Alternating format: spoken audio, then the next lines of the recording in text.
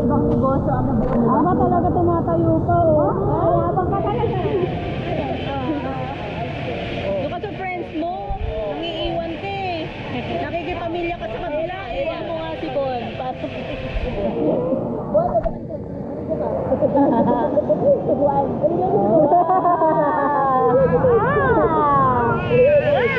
Aba?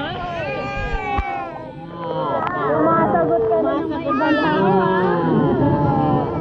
Hindi ka na shy, ha? Hindi na siya shy boy. Anong masasabi mo? What's the sound of the elephant? Yun lang. Hindi naman din alam ng nanay. Yun lang. Sipla muna, sipla. Alam nyo ba, dinala namin kahapon sa Shakespeare. Sabi ko, gusto ko kasi makakita siya ng ship. Hirap na hirap kami. Yung malaking stroller pa dala ko, uphill. Tapos diba, lubak. My God, pagdating namin dun yung mga ship, walang fur. Sabi ko, ano ba naman niya?